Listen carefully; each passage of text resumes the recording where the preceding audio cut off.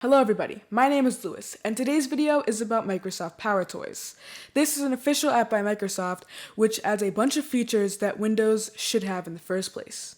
Let's get right into it. So, to install this, you click the link in the description, which will take you to a GitHub page, and scroll down until you see PowerToys setup here. Now, you'll see two versions. You'll see ARM64 and X64. If you don't know which one to use, go to your Windows search and type about your PC. Then you'll see right here in the highlighted, if this says x64 based processor, you want to get the x64 version, and if this says ARM based processor, then you want to get the ARM version. So mine is an x64, so in my case I would click here, but if you have an ARM, you would click this one. Then, once you download it and run it, you'll be greeted with this page. This is the welcome page to Microsoft PowerToys, and this will give you a written rundown of all the features. You can read these if you want, but I'll be going through these anyway. Let's go ahead and open the settings so we can start changing things. First, you'll land on the general page. This has general settings for PowerToys. I recommend toggling Always Run as Administrator on, as it allows it to do more stuff, and Run at Startup is nice as well, so that whenever you turn on your computer, PowerToys will be running automatically. Now, most of this should be enabled for you, but if it isn't, check Always Run as Administrator, and please make this dark mode. No one uses light mode, please. Okay. Alright, let's move on to the first feature, which is Always on Top. This pins windows so that they're always on top of other ones.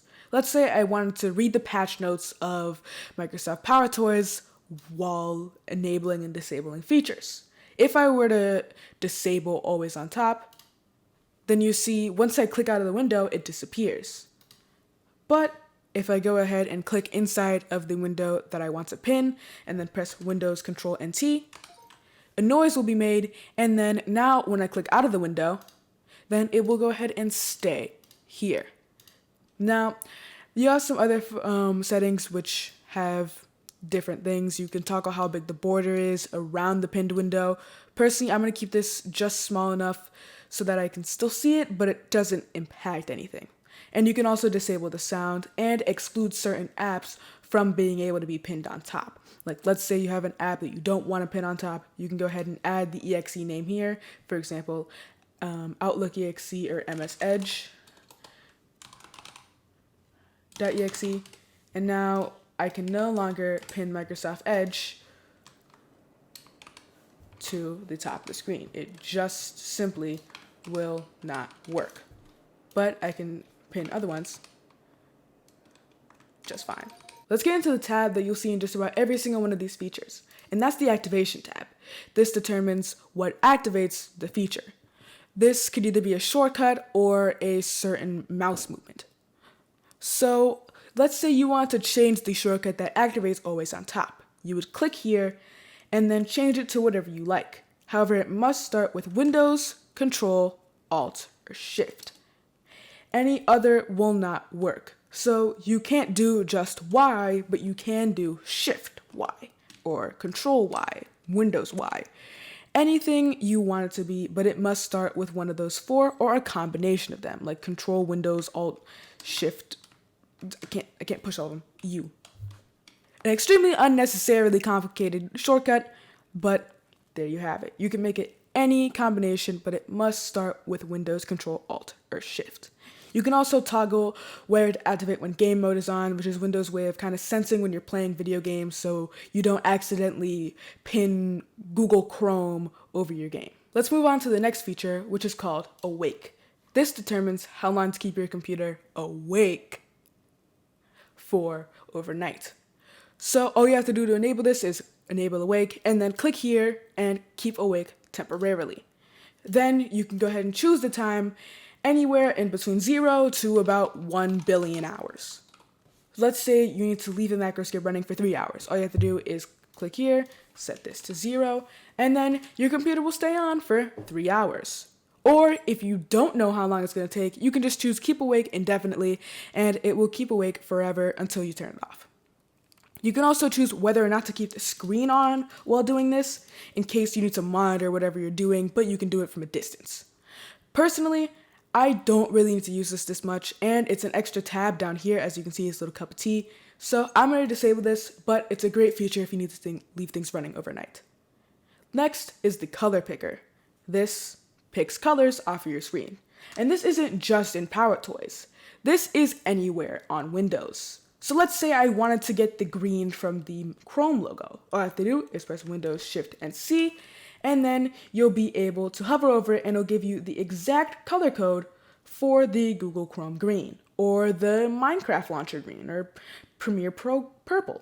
Anything you want, right there for you. And it can give you it in a variety of formats, whether that be hex code, RGB, or any one of these that you see here. All you have to do is turn them on, and then whenever you next capture a color, then you'll see it'll be available in this list. This is extremely useful, like I said, for photo designers, graphic design, anything like that. Extremely useful. Now let's talk about fancy zones. This allows you to snap windows according to a preset. So let me demonstrate. I have a preset here that has an absolute load of windows, and I could snap it to wherever I want. Just by holding my mouse inside of the area where I want it to snap, it will go ahead and snap to that area, just like so.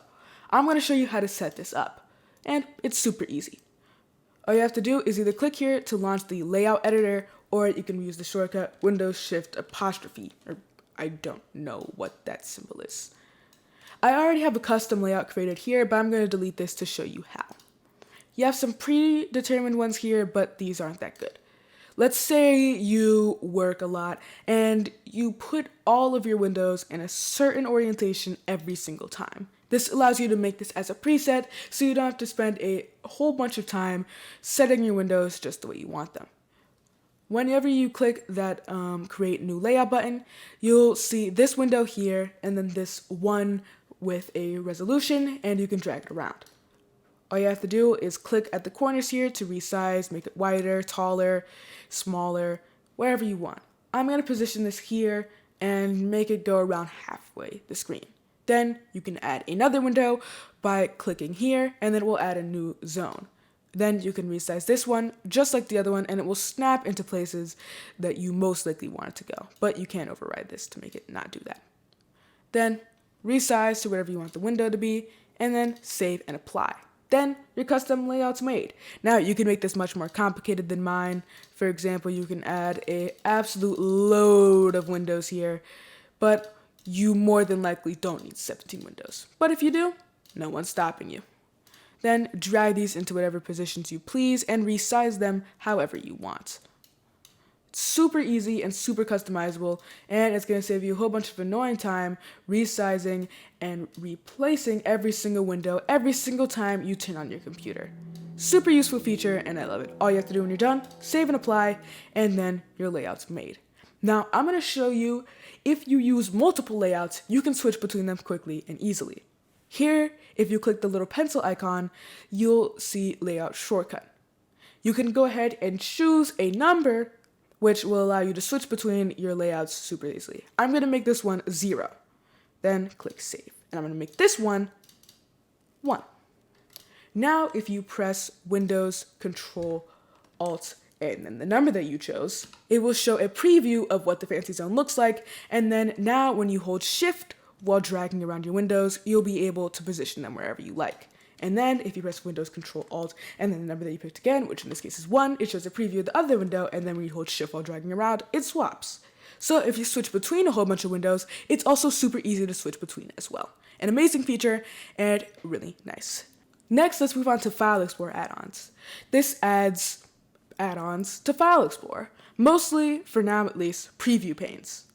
This allows you to preview more files. Previewing is already a feature in Windows 10. You can preview a whole bunch of files, but this just adds more, like PDFs, SVGs, and Markdown files. All you have to do is toggle them and then press Alt-P while in File Explorer. If we go ahead and open up File Explorer and then press Alt-P, it will open up the preview pane. You can then use this to preview a bunch of different files, like images. This, like I said, just adds more, like PDFs, source code files, Markdown, vector graphics, and more. Now, let's move on to the next one, which is Image Resizer. This allows you to take a guess. It allows you to resize images. So you have some predetermined presets which are pretty bad, but the reason why this is not horrible is because you can add preset sizes and make this resolution whatever you want. So once again, if you work in graphic design, this is useful for this because, well, you can set a certain resolution that you use for maybe your advertisements or a logo, and then boom, you can just right click on the image that you want to resize, and then in the drop down here, you will have your custom preset set along with these ones. Very useful, but I don't resize images all that often, so I'm going to go ahead and toggle this off. If you do, keep it on. It's all about what you want here. Next, we're going to talk about Keyboard Manager. This allows you to remap keys or shortcuts to be either simple buttons or different shortcuts entirely. So let's say you wanted to remap scroll lock to be pause. All you have to do is add the physical key here, which is the actual key that you're going to change, which will be scroll lock, then click OK, and then what you want to map it to, for example, pause. Then click OK, and now whenever you click this, it will do the function that pause was designed to do. Let's say you wanted to make scroll lock do a combination of keys, like Control-Shift-Escape to open Task Manager. You just do the same thing, and now whenever you hit scroll lock, it will open up Task Manager. This is a nice feature in case you have a couple of useless keys on your keyboard, like scroll lock, or if you don't use the numpad, you can rebind those numpad 1, 2, 3, 4, 5, 6, 7, 8, 9 to be completely different macros. Usually, the numpad numbers and then the top row of numbers are different. Normally, the top row is just called 1, 2, 3, 4, 5, 6, 7, 8, 9, and then the numpad numbers are numpad 1, numpad 2, numpad 3, but this varies depending on your keyboard, so try it out first. We're going to go ahead and remove this because I don't want every time I press scroll lock to open Task Manager. Just click the delete and click OK. You can also remap shortcuts. Let's say your app has a shortcut that you use a whole lot, like say Control N to open a new window in Chrome. You can go ahead and type the shortcut here, Control N, and then what you want it to activate with, for example, scroll lock. And then you can choose the app you want it to apply it to, for example, chrome.exe. Then you can click OK, and then when you press scroll lock inside of Chrome, it will do the shortcut Control N. Now, for some reason, this feature doesn't work. I've been fooling around with it. Doesn't work right now. It may be broken just in this update, so try it yourself, but doesn't work for me, so I can't show it off yet. Sorry. Moving on to mouse utilities. The most useless part of this thing. I don't even know what this is for. All right. Let's just go through it. First, you have Find My Mouse, which if you press left control twice or shake your mouse, it will find your mouse, which looks like this. And then when you move or click, it goes away. Why would you ever need this? Maybe if you have multiple displays, you could get lost, but you just wiggle your mouse around and you'll find it in about 2 seconds. You can also make it activate when you shake your mouse. Also, extremely annoying and useless. You can choose the appearance, so what color the circle will be, and don't use this. It's not good. Then you have mouse highlighter. So when you press Windows Shift and H to activate, when you click it has a yellow circle around where you clicked. This could be useful for tutorials, but that's just about it. It's a cool feature to have. I'm not going to say it isn't, but it's pretty useless. And then the worst feature I've ever seen in my life. Control-Alt-P.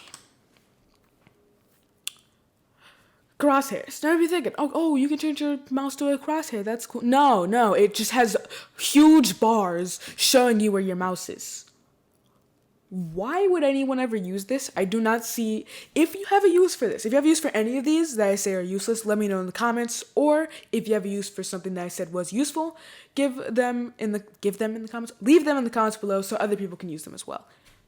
But if you can find a use for this, you need a medal.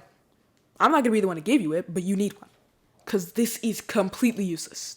Down here, you can also change the opacity of it and how big it is, the border color, and the color of the actual crosshairs. But here's what you're gonna do. Turn it off.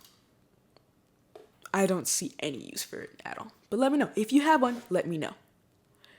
Next up is Power Rename, a super useful feature. This allows you to rename in bulk a bunch of different files.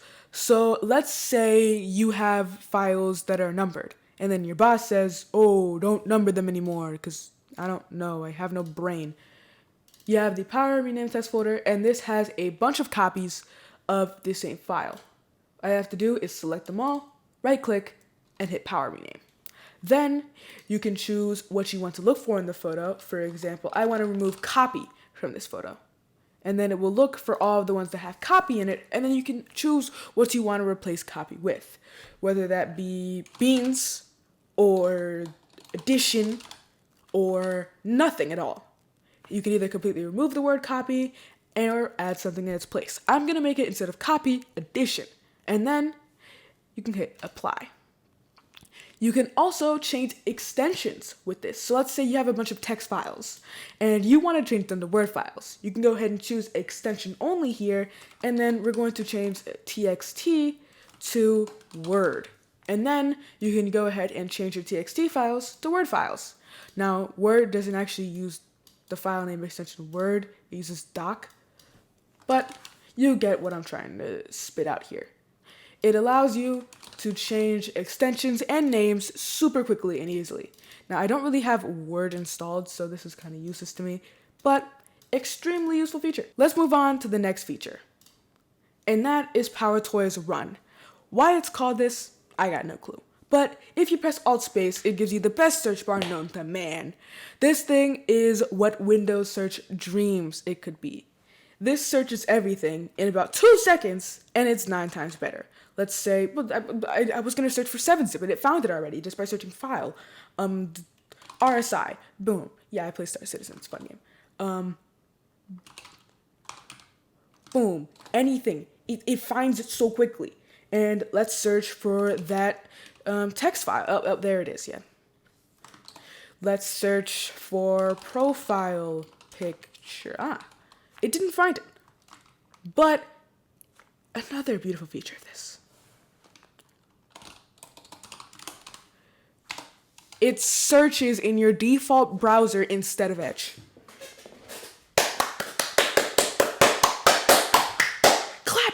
Clap it up, people. This is the best thing I've seen since nothing. Nothing compares. It's beautiful. It's amazing. I love it. It searches in your default browser instead of Edge. I can't convey my happiness. I can't convey it. I can't. It's beautiful. It's amazing. And then you have your settings. You want to keep this delay search on so that your computer isn't overly stressed every time you type a letter to start searching immediately.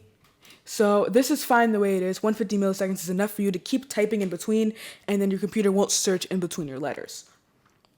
You can also choose the theme and where the search bar will appear. So let's say you want it to appear only on your primary monitor or the monitor that has the focus window, which, like I mentioned, when you click on it, it will focus that window, or the monitor that has the mouse cursor on it. That's the one I prefer. I don't have secondary monitors. And then you also have plugins, so you can do math on them. You can search programs. You can search OneNote if you use that. Shell, and if you even want to, Windows system commands, which allows you to shut down your computer just by typing shutdown. And all you have to do is hit enter here, and then it will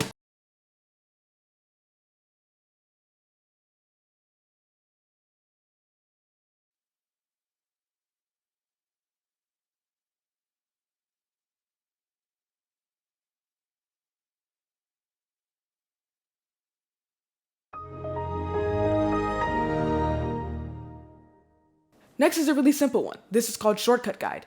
This shows you all the shortcuts that activates with the Windows key. So if you set Windows, Shift, and backslash, then you'll be able to see all the shortcuts that starts with Windows. So if you press Windows and A, it will open the Action Center. Windows and D displays and hides the desktop. E, and you can read all of these on your own time. You can pause the video now or install it and run this command yourself.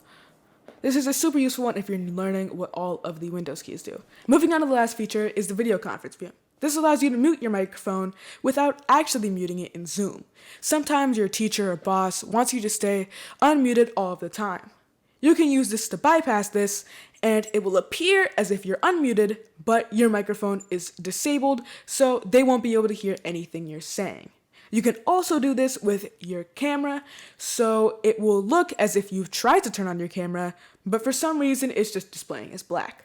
So you can eat chips while your boss is giving you a lecture. I totally did not use this. Scout's honor. I'm not even a Boy Scout.